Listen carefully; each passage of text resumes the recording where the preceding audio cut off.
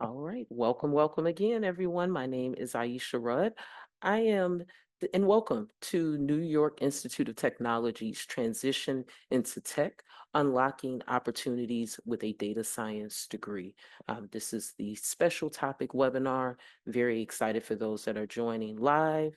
We are also recording this as well. So for anyone that was unable to attend, we will be able to send the recording link to you as well. All right. So my name again is Aisha Rudd. Want to just go over the agenda. We're gonna do some admissions team introductions, also our guest speakers as well, introductions, talk a little bit about New York Institute of Technology, the online data science master's program overview, and then we're gonna jump right into our Q&A after our panelist introductions as well. Ready whenever you are. Jeffrey, thank you so much. So myself again, I am Aisha Rudd. I am with Everspring on behalf of New York Institute of Technology. I'm the admission outreach advisor. I work primarily with the most critical part, in my opinion, which is getting started with your program.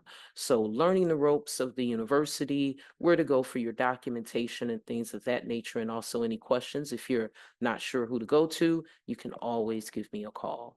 So I look forward to connecting with anyone that is in the live with us now and also in the future to assist. I'll pass it over to Jeffrey Banya, who is the Director of Admissions Outreach, for introductions. Here you go. Take it away, Jeffrey.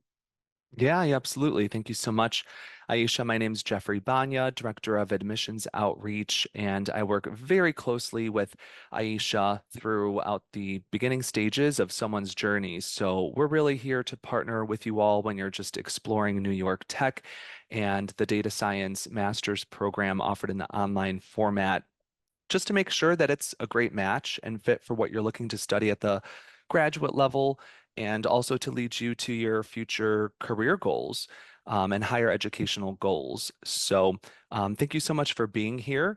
Don't want to spend too much more time on my role and Aisha's because we have some very incredible guest speakers here with us tonight that I would like to provide a brief introduction before passing it over to both of them. They are both near and dear members of the New York tech community.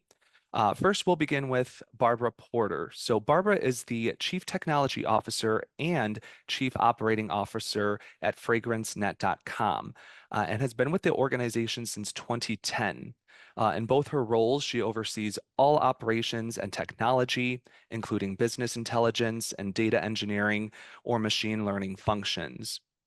Prior to FragranceNet.com, Barbara served in several roles at 1-800-Flowers.com in web development, customer application development, and enterprise initiatives.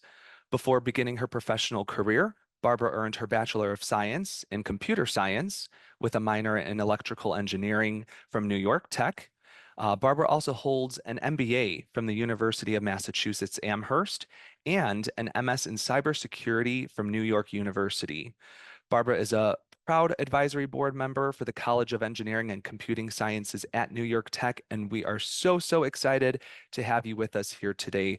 Barbara, do you mind adding anything else and welcoming everyone here? No, I thank everyone for joining us today. I did want to point out that both of my master's degrees were through online programs. So it's a format that I'm very familiar with. And, I just earned the second master's, but my MBA I earned, wow, 20 years ago almost. So I do credit that for, really helping my career move along to the next level while allowing me to function in industry and progress my career and my education at the same time. Thank you, Barbara. That's fantastic. And a really great point that you mentioned there as well, especially since many people here today are considering that online flexible format so they can keep on working. Also with us here today, Dr. Sanyogita Shamsunder, currently serves as the Chief Operating Officer at NextNav. In addition to NextNav, Sanyogita has over 2 decades of leadership experience at major tech companies like Verizon and Google, where she led global teams. In her roles, she has spearheaded 5G technology, network strategy, and Google Cloud's edge networking. She has also advised startups on product roadmaps and go-to-market strategies as well. Sanyogita earned her MBA from the Wharton School at the University of Pennsylvania and a PhD in statistical signal processing and math, which I can't even fathom to think of what that degree plan looks like, from the University of Virginia. Sanyogita is a proud advisory board member for the College of Engineering and Computing Sciences at New York Tech. Welcome, Sanyogita. Would you like to add anything else there as well to all of our attendees here today? No, thank you for being inviting me to this exciting panel. I'm looking forward to interacting with the potential students of this online program. So let's get going, I guess.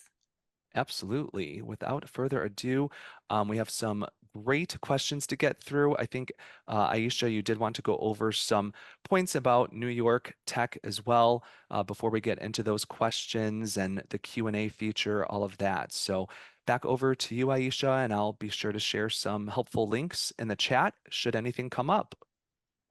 Thank you, Jeffrey. And thank you, Barbara, and also Señorita for being here, as well as everyone else that's here.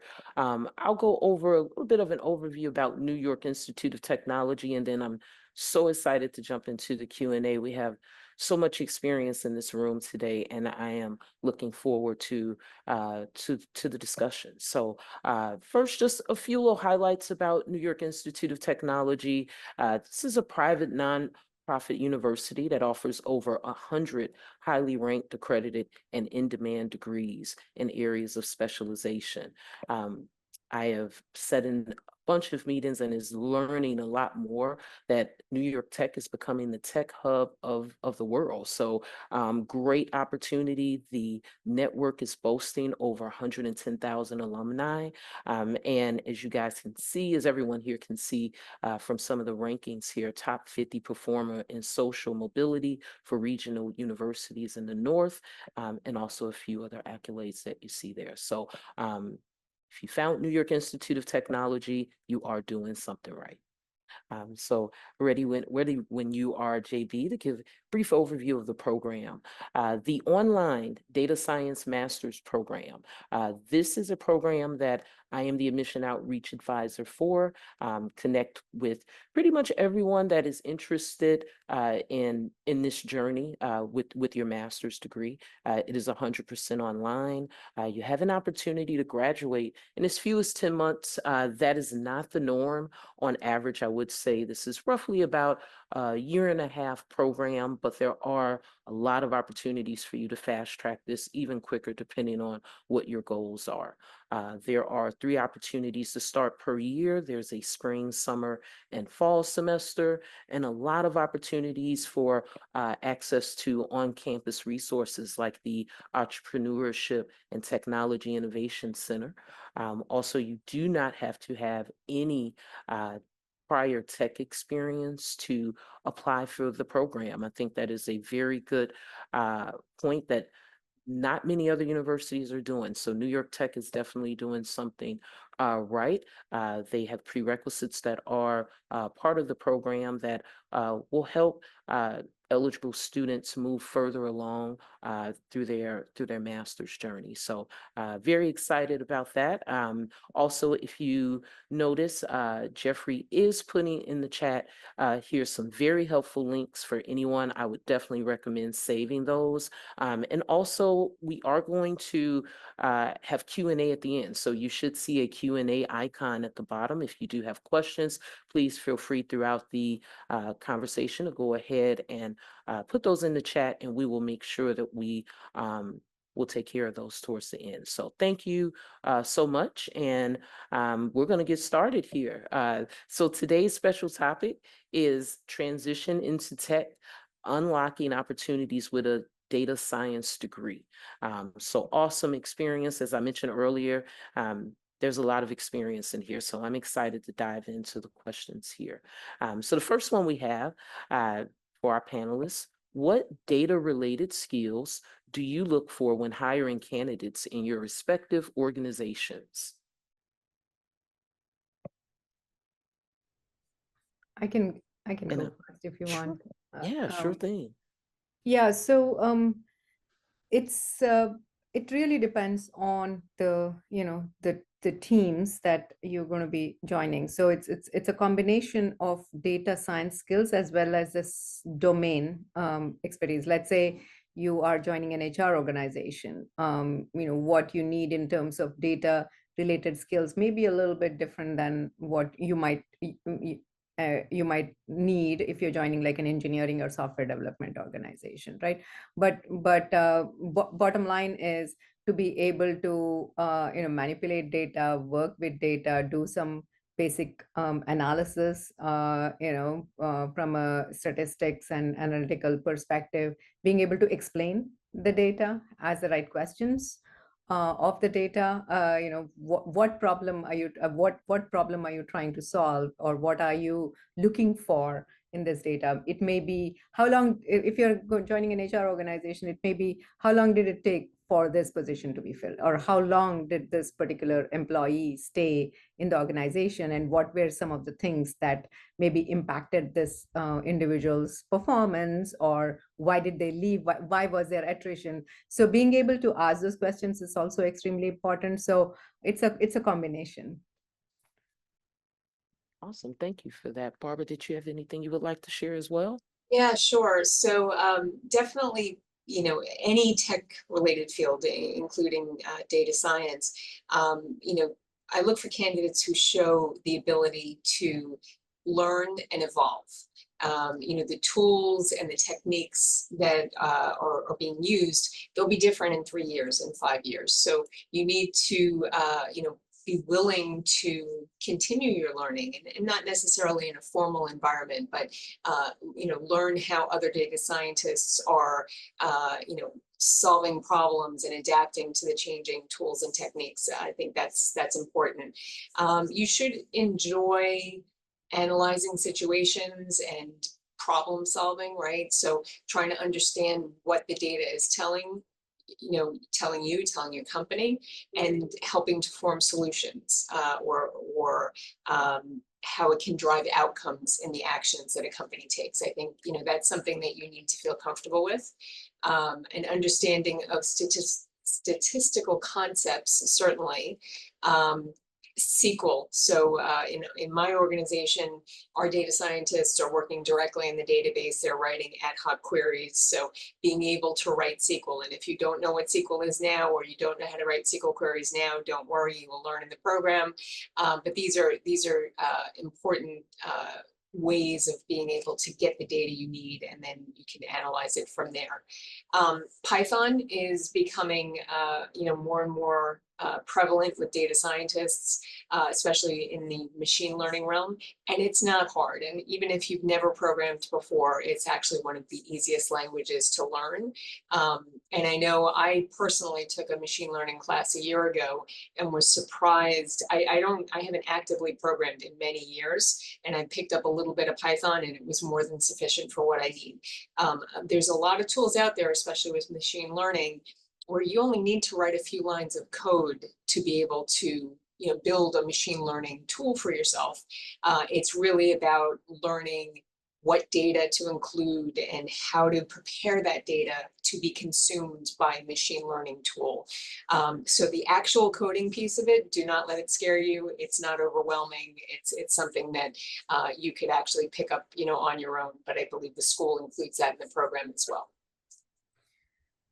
Yeah, So- those are some good points Barbara made. I think, yeah, bottom line is curiosity and some, data background in terms of, using Excel, being able to identify what type of data is important in a given situation, what to include and what not to include, and how to present eventually what you get, what questions to ask. The coding part, yeah, I mean, I think it has gotten a lot easier with the languages that are available, and of course there are a lot of no code, low code platforms that are available, so that shouldn't be a big barrier these days. Thank you. That was a great question. A lot of candidates that I connect with that are interested in this program. Those are some of the highlights: programming languages, machine learning, Python, things of that nature. So appreciate you, Barbara Senyogita, for being very descriptive with your answers with this. I think it goes a long way. So thank you. We'll move on to the next question. What role does data science play in your respective industries? What do data scientists focus on in your respective organizations? And I think, if you don't mind, Barbara, we could start this one off with you, if you're okay to start this one off. Absolutely. Our data scientists are looking at, all of our sales figures, right? So understanding, first of all, they're very involved in forecasting what we anticipate our sales will be, but then they analyze, what our sales have been to see if their forecasts are accurate. The forecasts, I work in e-commerce, we sell fragrances. If our forecasts are wildly off, we're going to buy too much or too little inventory. And neither one of those is a good situation for the company. So we really rely on good forecasting, and part of that is understanding when our sales trends differ from the forecast, really digging into why that could be. What are the reasons for that? Could it be because marketing didn't run a promotion that they anticipated? Could it be that, a recession has hit, and 9 months ago when we did a forecast, we didn't anticipate that recession? Things like that. There's always, usually a reason you can attribute it to if it's a significant swing.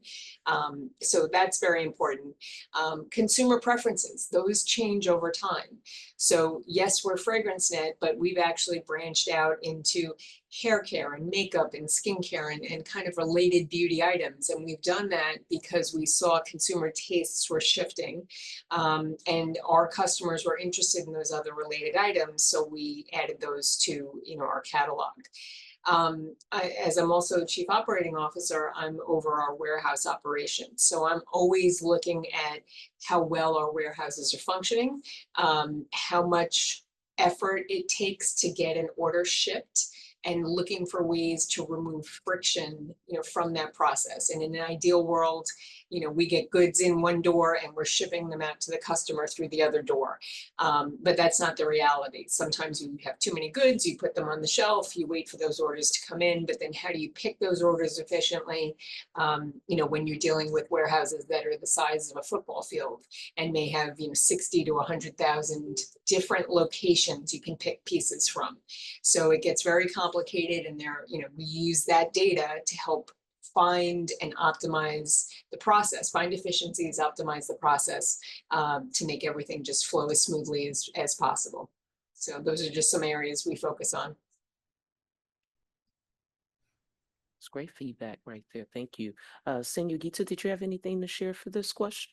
Yes, I come from a very different industry. Barbara had some very good examples that we all identified it on the day-to-day basis. But I spent a lot of time in the telecom, wireless, mobile, and the networking industry. So data is the fundamental thing that we use to, run the network. For example, there are some issues in the network. We have different what we call probes in the network to be able to, gather data and see how a particular cell site is doing, for example, or inside your cell phone, there's a whole lot of data analysis going on all the time. So it's a very, deep tech type of data analysis on one side, right? So that's one end of the spectrum, and you use that also data to figure out where to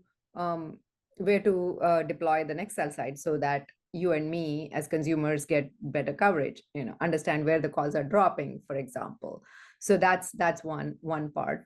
On the other part, though, there's customer experience, customer calls. How long did it take for us to respond to a customer call, for example? How long did this issue last, and how long did the rep spend time, how many minutes of the rep's time was spent in resolving a customer issue. You want to be able to reduce that, or make sure that your customers are getting the right help quickly. So that's one end. And of course, like, again, I'm the chief operating officer at NextNav, and my company does a lot of deep tech. So we do position, location, and timing.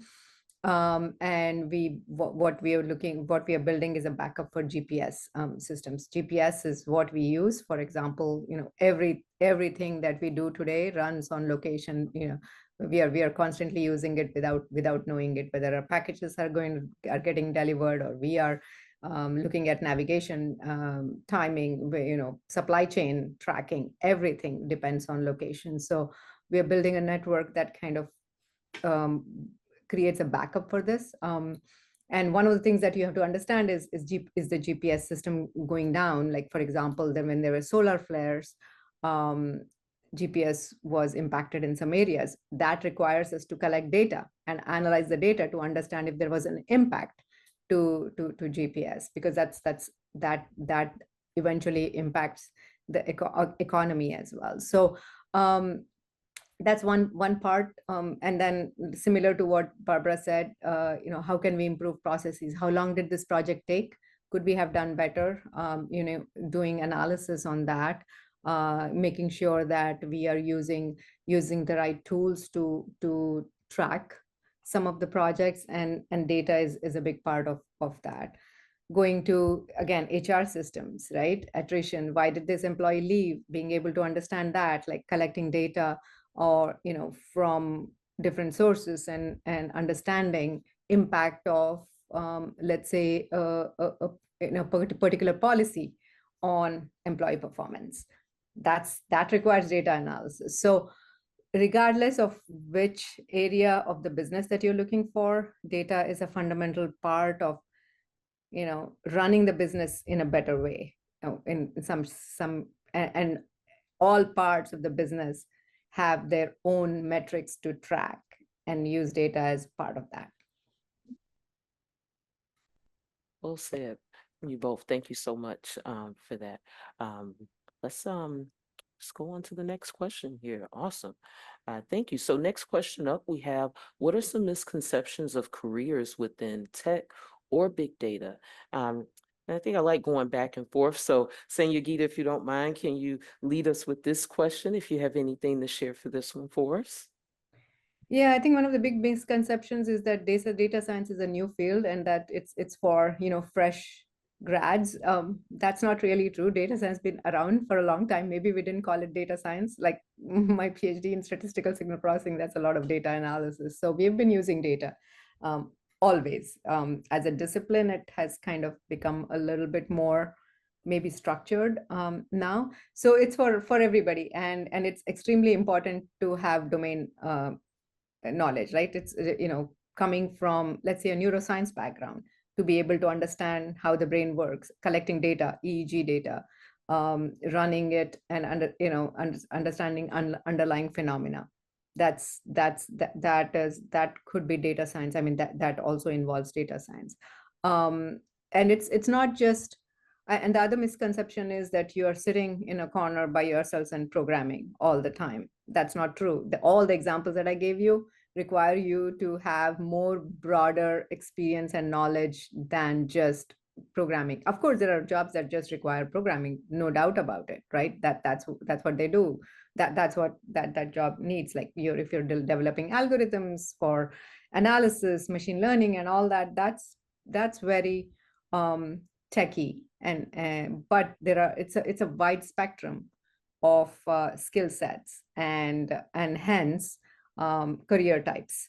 So you require, your understanding of the domain is extremely important. Being able to talk to others and understand how they're collecting the data that you need to process is important, right? Giving them requirements on what do you need, right? And how do you visualize present, ask the right questions. I think so that there is those are some couple of examples. I don't know, Barbara, if you have it.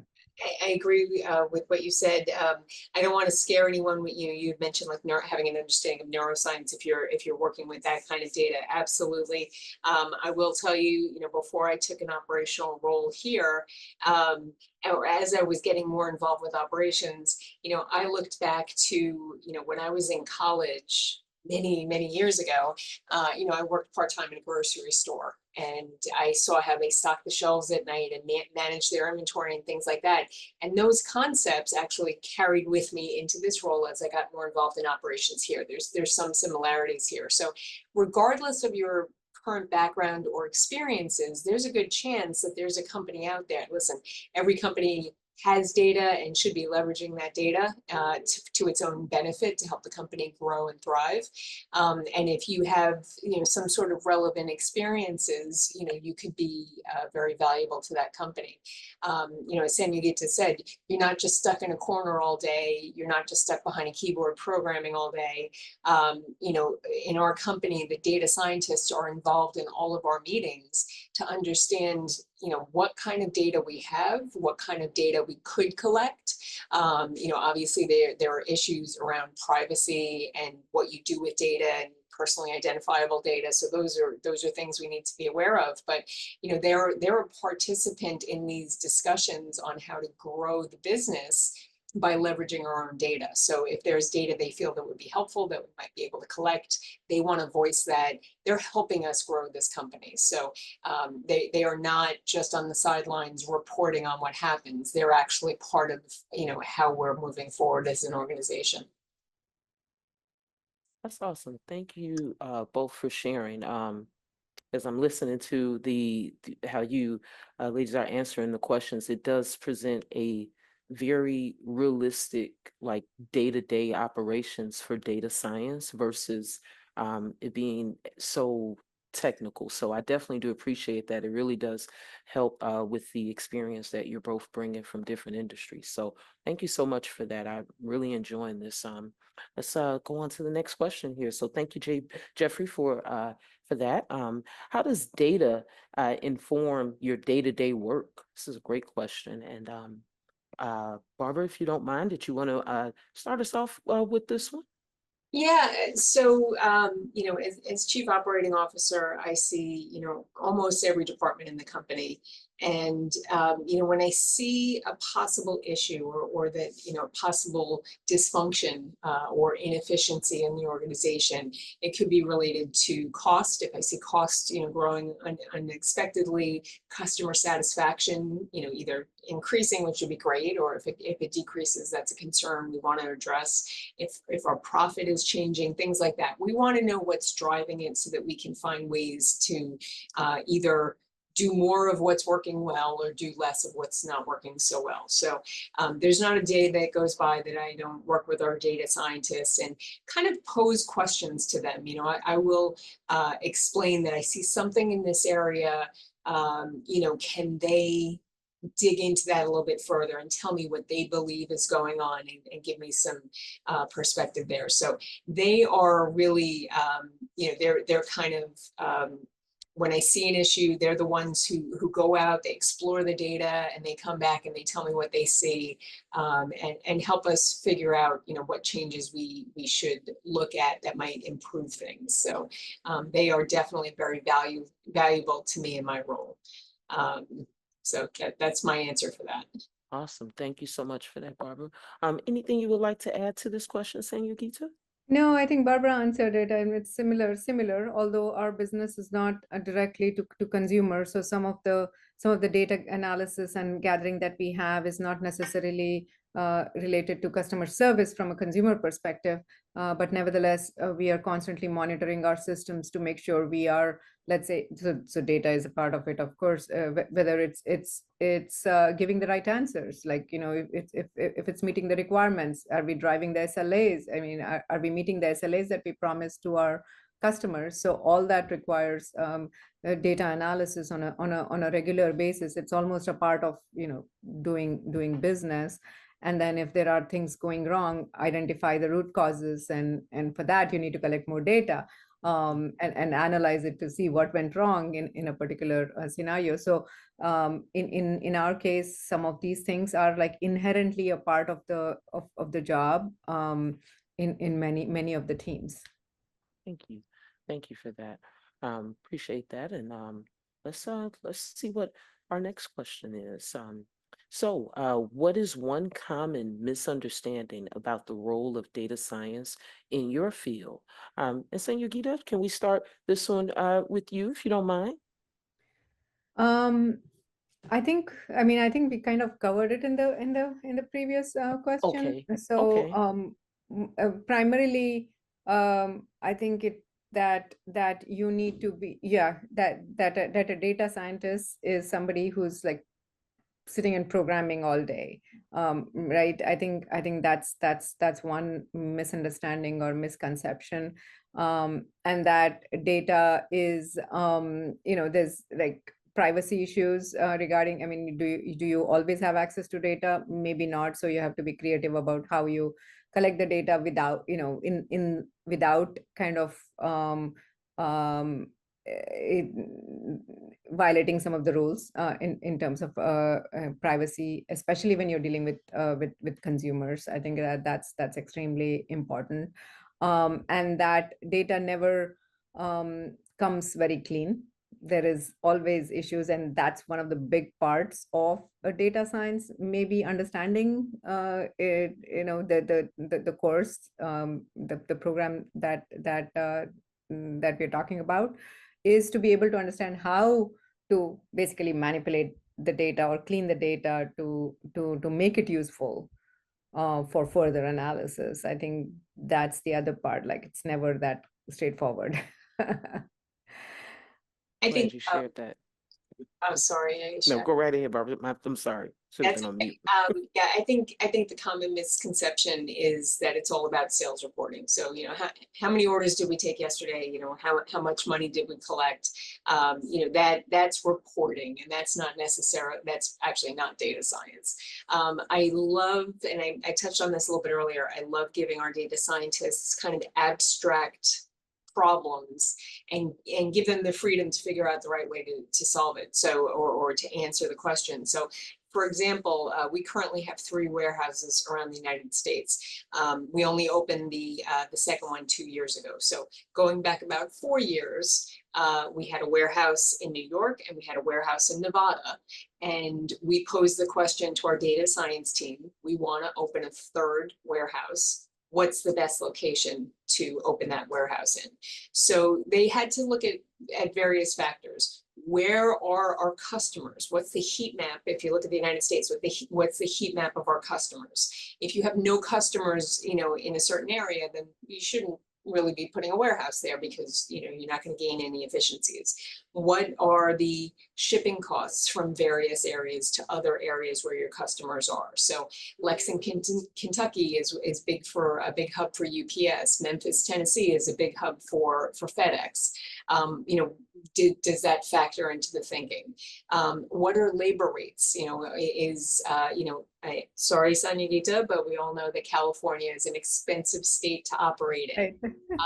My company will likely never open a warehouse in California, right? So certainly that has to be a part of the equation, when you're looking at things like that. And then real estate, right? So what is the cost per square foot? So a good example, I mentioned that we're in Nevada, we're in Reno, Nevada, which is not terribly far from where Sanjogita is. The labor rates and the real estate rates are drastically different between where she is and where our warehouse in Nevada is. So all of those things got factored in. I didn't give them these things to look at. I just said, where should we put our next warehouse? And they looked at all of those things and they came up with a few areas in the Southeast. We ended up choosing an area in suburban Atlanta. But honestly, we're starting to think about our 4th warehouse, and I'm going to be asking that question again. But those are the kind of, you're not just being told, go add 1 + 1 and tell me what the answer is. It's not a very boring, dry job. You actually can get, if you're working in a good company, you'll be given the creative freedom to come up with unique perspectives on the data and what to do with it. That was a great question. I love those answers. Thank you for that. Um, let's see what we have up next. That was awesome. All right. So, what challenges have you faced as women in your respective industries? Another great question. And, I'll let you ladies, whoever wants to begin this one, you can go ahead and chime in. I'll go for it. Awesome. So I started my career long time ago. I went to college and had a lot of fun and didn't get a degree right away. So I found myself in the workforce. I was an entry-level bookkeeping clerk for a petroleum company, not a particularly interesting job or sexy job. But I realized pretty quickly, here I am 19 and I'm working with hate to say this now because I'm one of them, but I'm working with a bunch of middle-aged women and realizing that that's what I was going to be when I got to that age, unless I changed things. So that's when I got serious about school. I got myself into school at night and really took things seriously. So I didn't actually get my degree and change into technology until I was 31. So I have a number of years of experience, working in not the most glamorous field, and women were not respected in that. We were kind of looked down upon because we weren't the ones who were making money for the company. We weren't doing anything with strategy. We were just literally adding 1 + 1 and telling them it equaled 2. So it was not a good feeling, especially for knowing I could do so much more. But the position I was in until I had that degree, I wasn't going to be able to prove that. Nobody was going to hear me.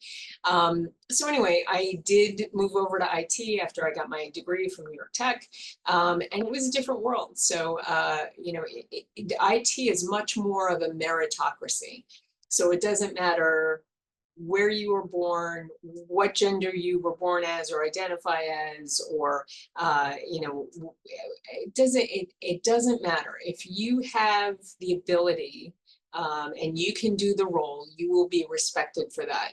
And I will say, our data science team, we've got people who have graduate degrees. We have people who don't even have a bachelor's degree and worked similar to me, worked in other areas in business, but then got interested in data science, and they were able to get their skill set up to a level where they work very well for us.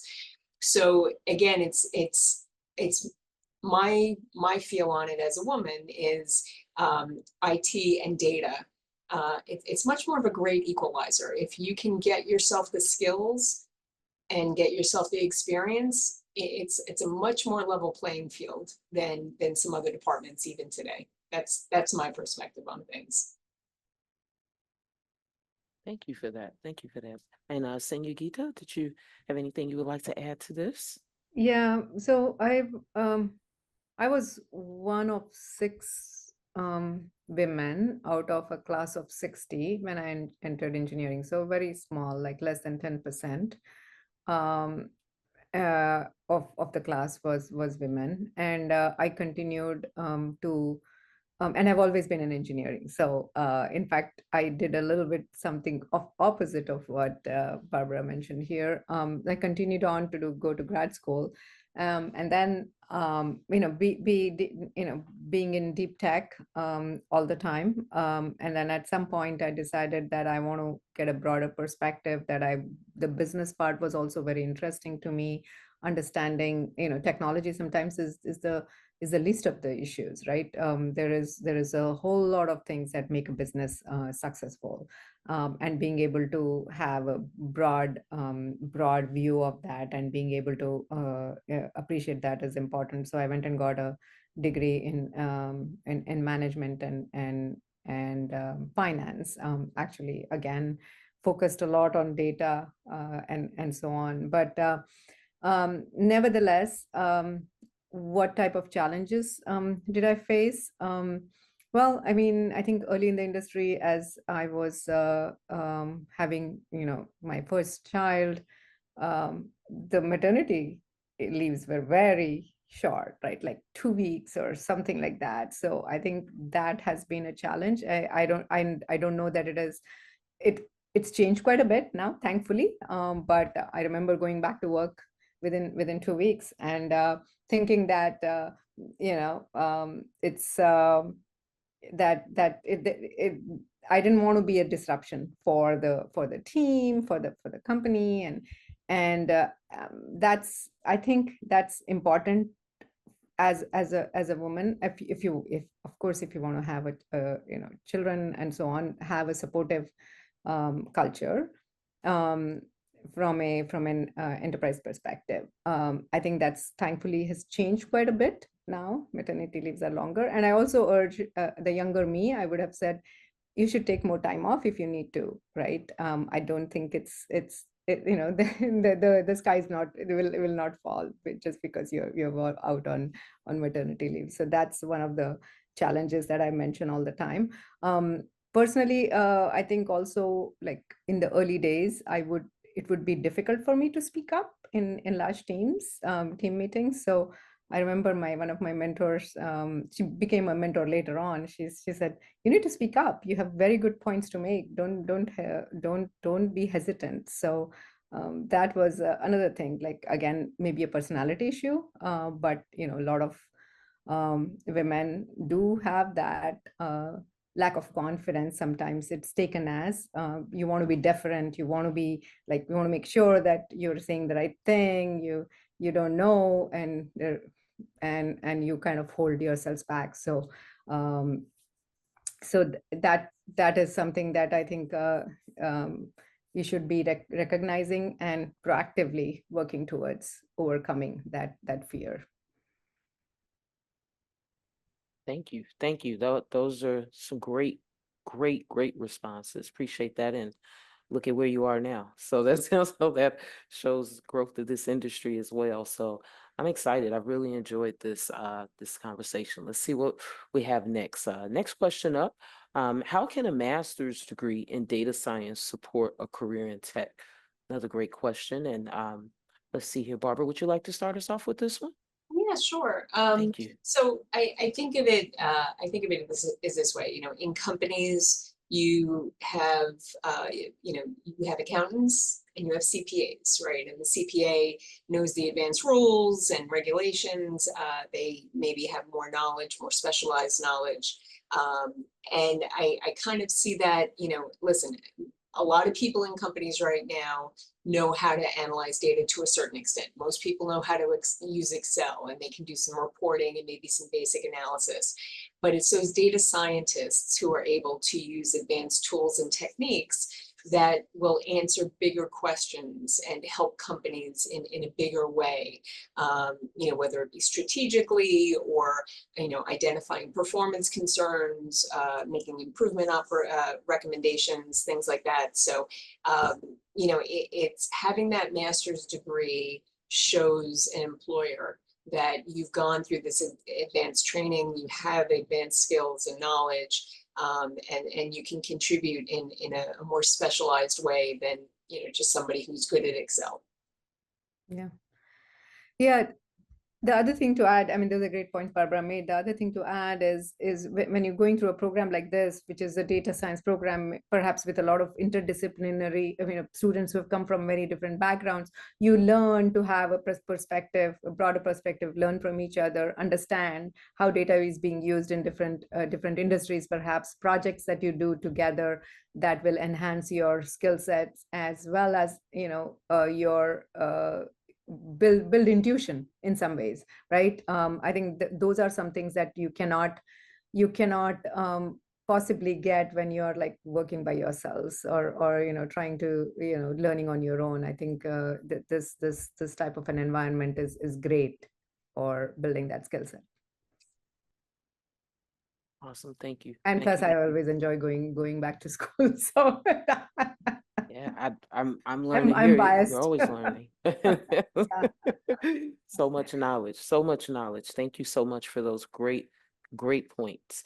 Let's see here. Our next question is, what advice do you have for folks who are looking to transition into a career in technology? Let's see here. Sangeeta, you want to start this one off? Yeah, sure. I think identify, first of all, technology is a big in a big field, even in technical companies. Like I said, I own IT, HR, program management, and so on. So it really, again, you have to identify what is your domain area that you're interested in, right? You could be a pure tech. Okay, you're developing the software, you're building the hardware, the systems. So that's one area. But then you have all these other things. Barbara gave great examples of how she uses data science, I mean, to determine where the next location is, right? Requires a different type of skills. It's marketing, using technology in marketing, understanding, human behavior, consumer behavior. So a background in psychology or something like that is also important. So I think you have to understand what is it that interests you in the technical field, right? And take it from there. And of course, having additional skill sets, like being able to um, understand the data in that particular domain, will only enhance your your profile and in a positive way. So that's my advice. Is what's your North Star? What do you want to do? I agree. There's so much variety in tech. So, I got my computer science degree many moons ago. I've never spent a single day working as a programmer. I know how to program. I did it a lot earlier, in my career, actually, before I even got into school, and then of course in school. But I've never been paid a day in my life for being a programmer. So it's not all about programming, and that's the same for data science. It's not all about programming. There's some parts of data science where you don't necessarily need to program. The tools can do things for you. So there's a lot of variety there. I think, in addition to being a more of a meritocracy and more of a level playing field, in my perspective, these kind of fields and data science being included, there is more of an opportunity for work-life balance. So, during COVID, obviously we sent everybody home initially, except for our warehouses, everyone to work from home. And now the other departments, accounting and marketing and customer service, they've returned to the office. Our IT department, our data science department, they are not in the office. They are 100% remote. And I think that's more common, in the tech fields than it is, in general in business. For perhaps somebody who's got children at home, young children at home, or maybe they're taking care of their parents, at home. It's working with technology can make it easier to have either a hybrid or a remote work lifestyle, which can work for some people much better than a traditional in-office work style. You should have some sort of comfort level with math and statistics. We talked about that. Python, you should absolutely try it if you haven't already. It's not hard. There's a lot of free tutorials out there on the web. You can do a good amount with it in not too many lessons. So don't be scared of it. And transitioning to tech can be literally life-changing. So I mentioned, I'd still be an accounts receivable clerk at this age if I hadn't made that decision, 30 plus years ago, that was not the path I saw for myself. That's not how I saw my life evolving. So, don't be afraid to make that step. But I would recommend that you try to find somebody who is working in data science and just, learn a little bit more about what their experience has been. Not every tech career and perhaps even including data science, it's not for everybody. So, learn a little bit about it, but, it can be quite a rewarding career. So.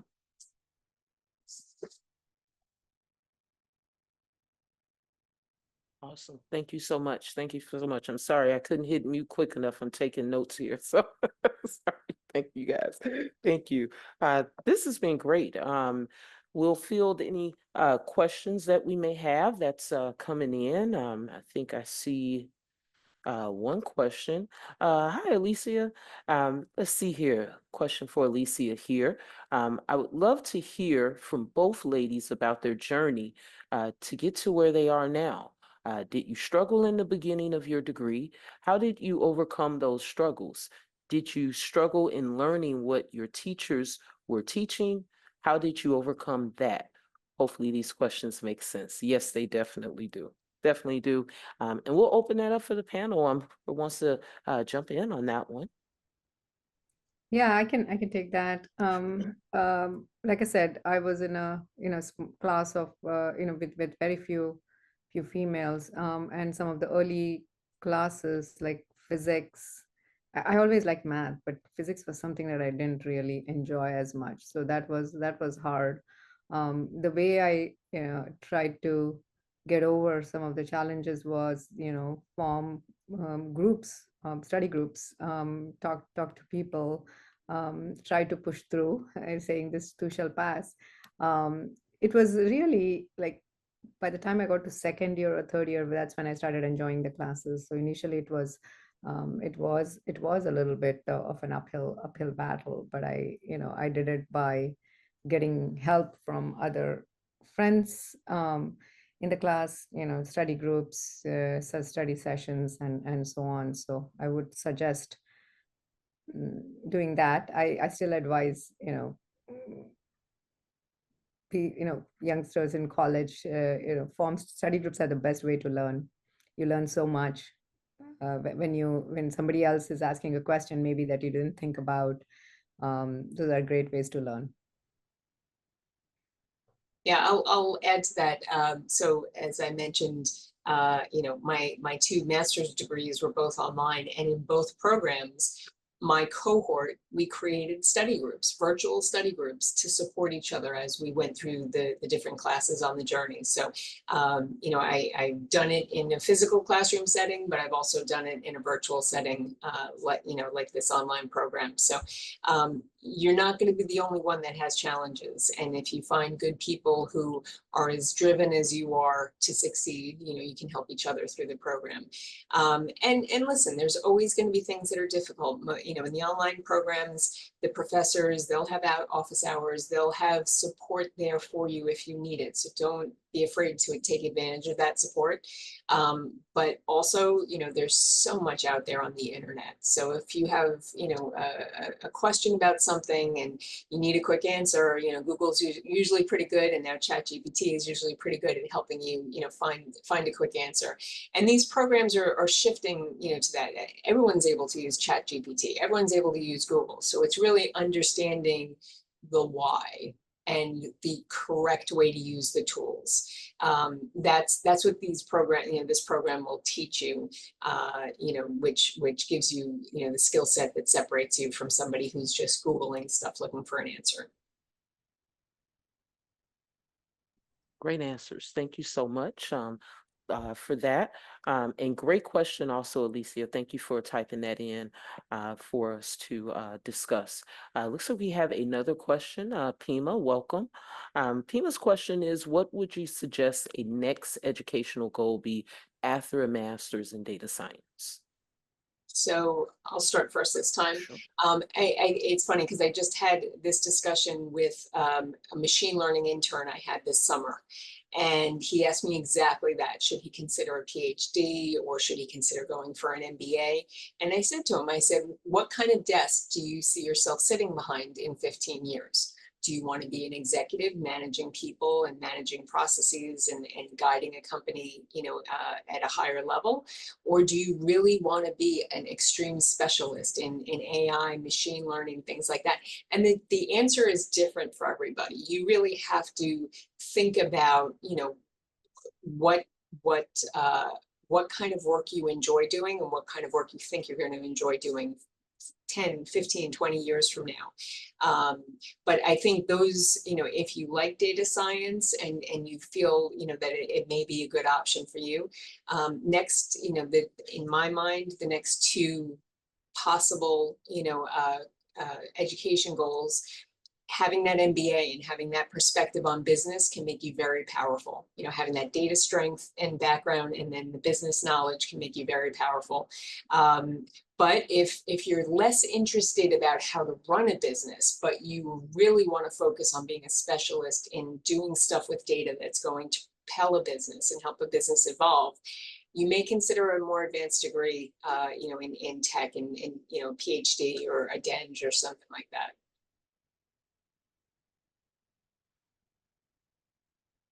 Well, thank you so much, Barbara. Senior Gita, did you have anything to add to that question? Yeah, this is a question that I get asked a lot, and sometimes I also give unsolicited advice as well to my children and their friends and so on. So for me, it is what interests you, right? I mean, I have a PhD. I have done deep technical work, but I've also branched off into doing service. So it all depends on what excites you. Yeah, I mean, there are not many jobs that require a PhD, but then if you get a PhD, you're not necessarily closed off from other jobs. So if you're interested in learning a particular area to an extent and to be able to take your analytical skills to the next level, then maybe you want to do a PhD. I mean, if you like to go to school, learn more, it all depends on your individual interests. So you should ask yourselves, what is it? Don't necessarily do it just because you get the next job, but be interested in it. Like, do it because you're interested. And I think that's what will keep you going, because everything, things are changing so much. I mean, my job didn't exist if you asked me, when I was in college, what would I be doing 20 years from now? I'm like, I have no idea, right? It's like, every day there are new things that are coming up. So I feel like you go to school to learn. That's the most important thing. How do you learn to learn new things? That should be your goal. And if you're interested in learning more in a particular area and you want to be a researcher, that's fine. Or if you learn but you still want to expand out, that's fine too. So it all depends. That's a difficult question. It's very individual. No two career trajectories are same. Well, I think you both answered it very well. Thank you so much, Senior Gita and also Barbara. And then we have another question from Francis. We're going to make this our last question for tonight for time. But Francis has a great question for us. The most significant change facing the tech world is the advancement of AI, and it's clear that as this technology continues to develop, more and more tech jobs will be replaced by AI. My question is, while we are in this data science program, what data or programming skills should we learn on the side via DataCamp, Coursera, or YouTube to be ahead of this emerging technology? Great question, Francis, to close this out. And I'll open that up to you both, whoever wants to take that one. Yeah, so I listen, you're going to learn a lot of the tools and skills that you need as a part of this program. Certainly, if you have not programmed in Python already, I would recommend looking into that, starting tonight. Go Google it, how to learn Python, watch some videos, things like that. Just, get a feel for it. It's not hard. I think you should have a good feel for statistics. There are a lot of like machine learning tools out there like Scikit, that I'm sure you will get exposure to during this program. In my company, we used to use Tableau for a lot of data analysis, and we've since migrated over to Microsoft Power BI. So you could choose to learn about those. I'm not sure if those are tools that they teach you about in the program, but I wouldn't worry so much about the tools, but the concepts you want to get, you're going to get a good foundation of the concepts in the program, but any that you feel that you're interested in learning more about, or maybe before you even start the program that you want to just make sure you're up to speed. Maybe you haven't taken statistics in 20 years or something like that. Look on Coursera. There's a lot of free courses. There's a lot of courses, videos on YouTube that can be very helpful. Thank you so much for that. Senior Gita, did you have anything you would like to add to that? No, I think Barbara covered it. I mean, look at where the gaps are in your background and, focus on that to fill in the gaps, whether it be in your domain or as part of the, data science curriculum. If you're, like programming, for example, if you're weak, then you might want to take some of that, some classes, do some projects on the side. And try to understand where the industry is going in your spare time, like watching YouTube. Like, for example, if you're going into the marketing field background with a, with the data science degree, like understand what is it that what are some things that are most desirable to learn. So fill in those gaps. So look at it that way. Thank you. Thank you.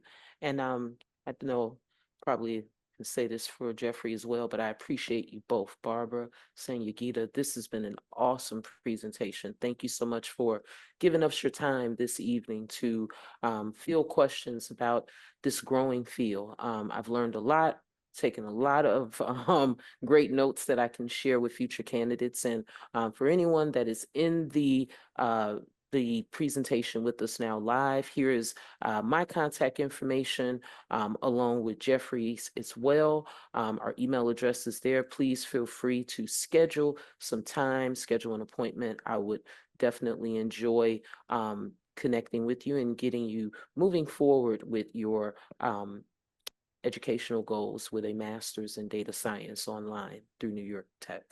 So definitely have enjoyed this. Please take this information down if you are interested or have questions. It will be my pleasure to discuss this further with you. I think that is pretty much it. Jeffrey, did you have anything else that you would like to add? No, Aisha, I think that very much sums it up. Thank you everyone so much for spending time with us this evening. I know it's 7 o'clock Eastern, so want to let Barbara get back to her evening. Sanyogita, I know you're on the West Coast, so you're kind of behind there a little bit and have probably some more work day to get Right. through. But yes, very much appreciate your precious time. Everyone, thank you so much for being here, and don't hesitate to reach out to myself or Aisha should you need anything. Thank you so much. Thank you. What a Have a pleasure great and evening. honor to be with Barbara. Thank you. Yes, Bye. thank you. Have a great evening.